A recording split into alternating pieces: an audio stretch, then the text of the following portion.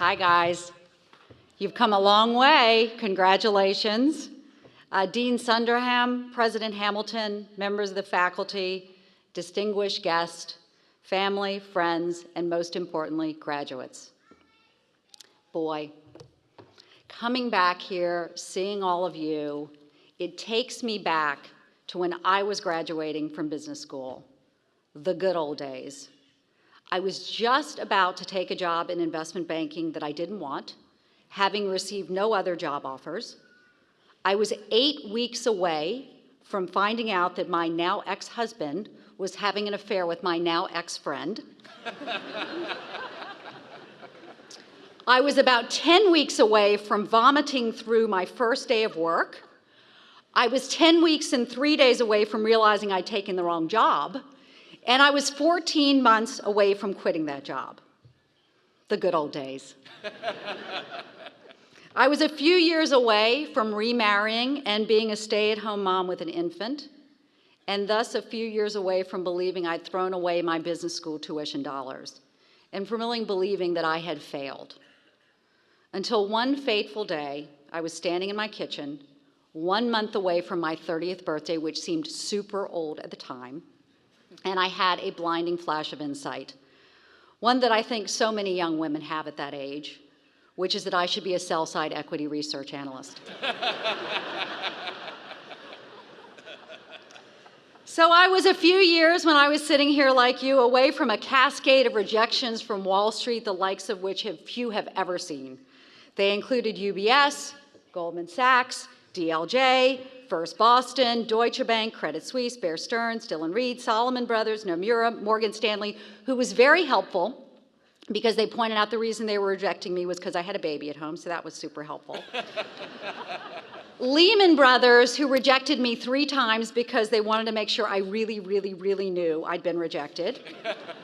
Merrill Lynch, which I later ran, and Smith Barney, the director of research there, was really helpful. He said I was being rejected because he didn't think I would work hard enough, which I reminded him of when he later worked for me.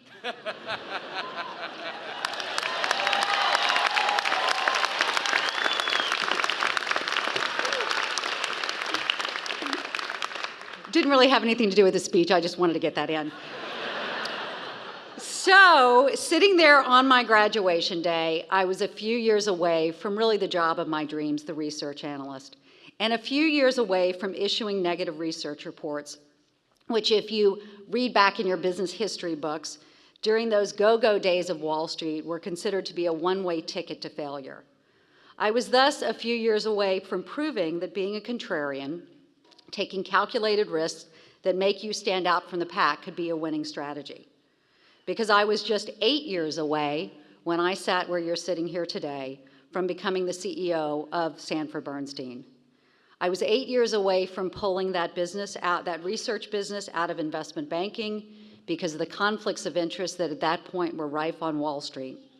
It was another massive contrarian move and another contrarian move that paid off.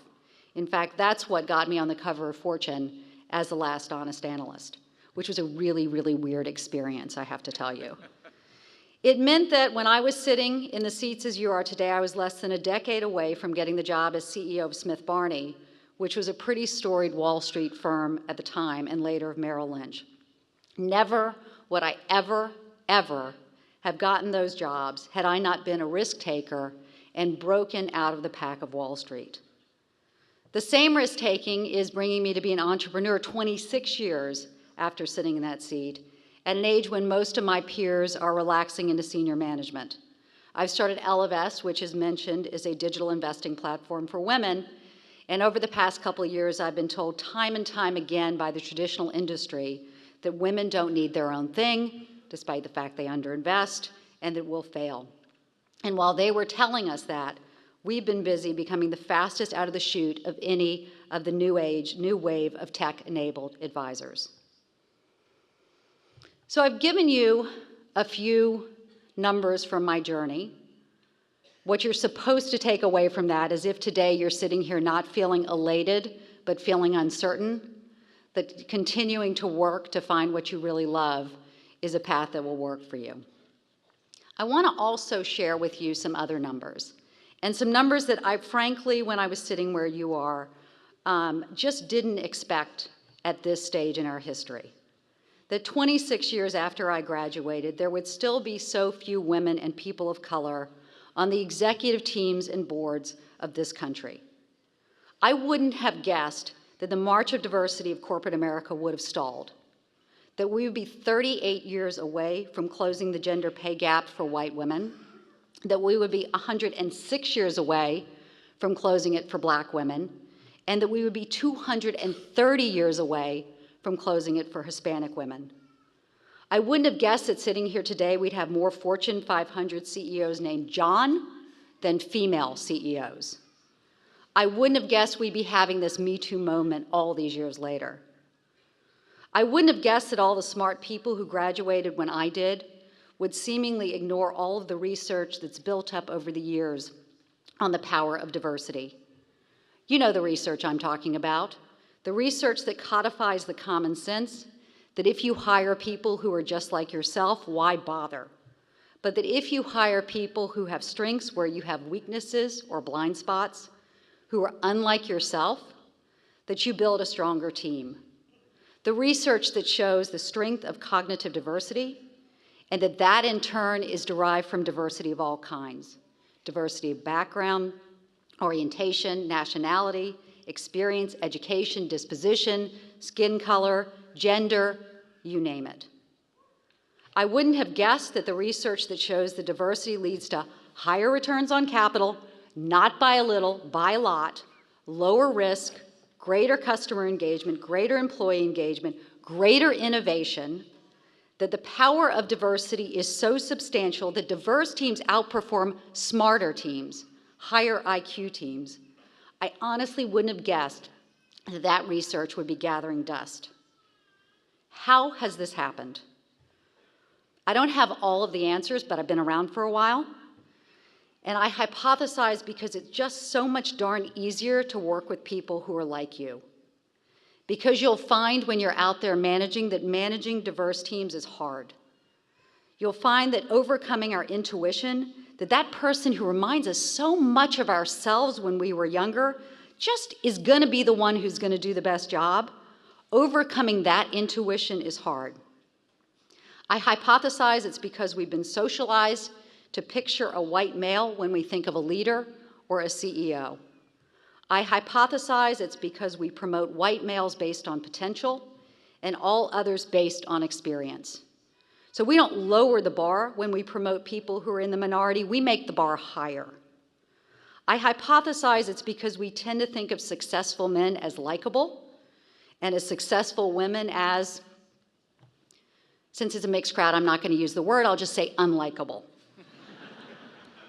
I hypothesize it's because we don't think anything of men who seek power and attention, but the research tells us that women who do, they evoke emotions of indignation and even, and I'm quoting exactly from the research, disgust in men and women.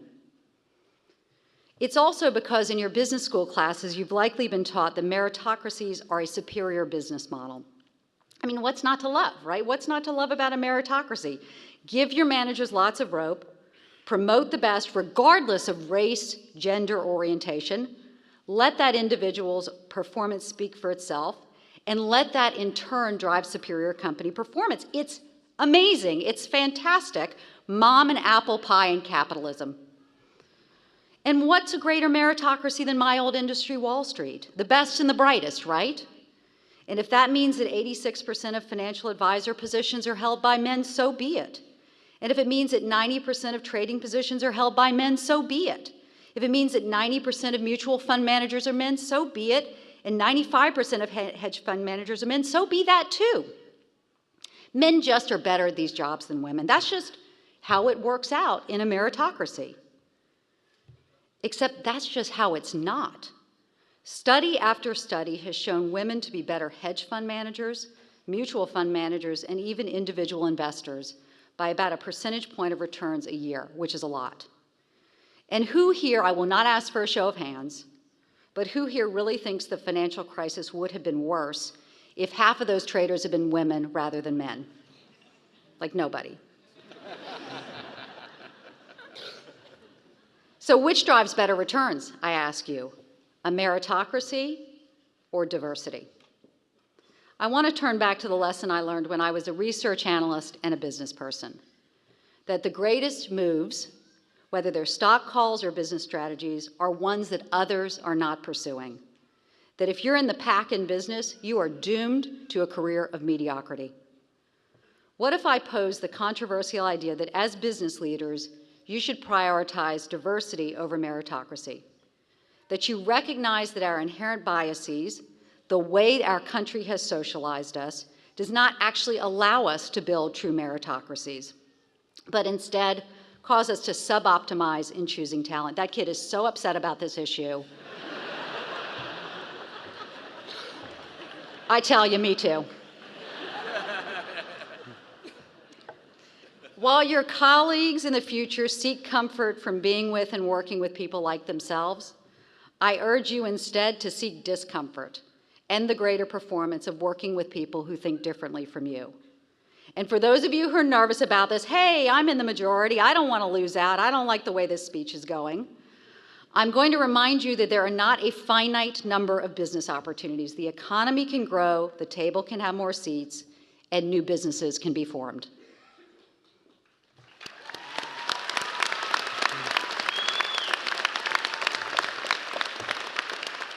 So I have a really good friend of mine who always asks a question when I'm trying to work through a business problem.